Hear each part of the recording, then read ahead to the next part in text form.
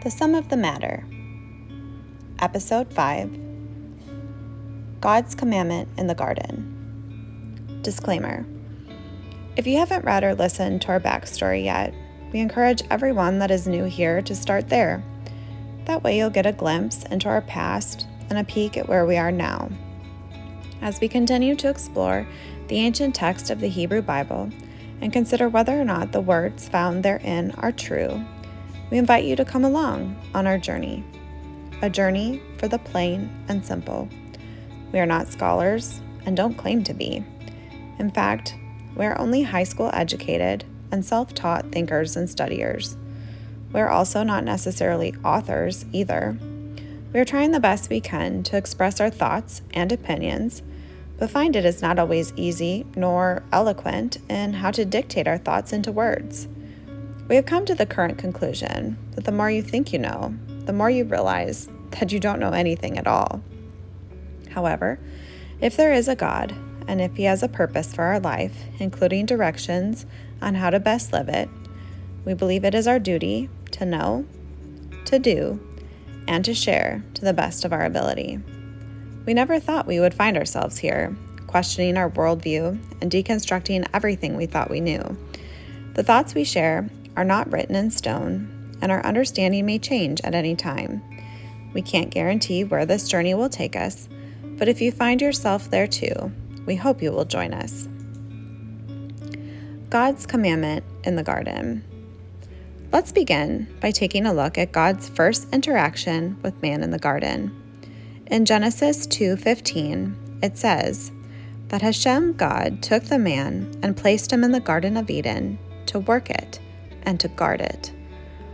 Now, one would have to conclude that either man already possessed the knowledge of how to work the garden and guard it, or that God told man what to do.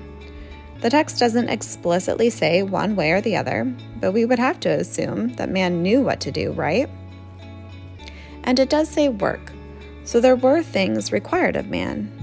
And we know that in this space was God's presence on earth. Where else later in the Tanakh is God's presence? Is it plausible that the Garden of Eden was a first temple or tabernacle, if you will? Then in verses 16 through 17, Genesis shares with us more specifically that Hashem God commanded the man, saying, "Of every tree of the garden you may freely eat, but of the tree of knowledge of good and evil you must not eat thereof, for on the day you eat of it you shall surely die." Let's ask ourselves a few questions. Did man already have knowledge? Would he gain more or different knowledge from eating the fruit? Why would God not want man to eat from that tree? If when God created, everything was declared good or balanced and functional, is it safe to assume that man had good knowledge? One would also have to assume that man possessed the ability to reason and choose, if there was a choice to begin with. Could it be then that the knowledge of evil or unbalance or dysfunction would be too much for man? That if they ate of it, they would possess the possibility of becoming unbalanced and dysfunctional? That would be contrary to how God created them. And if man becomes unbalanced and dysfunctional, does that mean that man's influence could have the same unbalanced and dysfunctional effects on the whole earth? If God told him the consequence was death, is it safe to assume that God did not want man to die? Was man originally created immortal? Was the consequence immediate death, or could it be death that takes place later? Is it also safe to assume that this command was a test? Would man fear and obey God, or would he choose to disobey and turn away from God?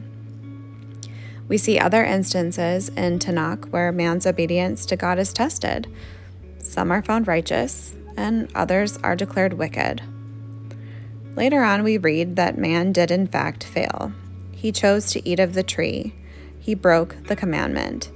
He did not fear God, and it does not appear as though he repented.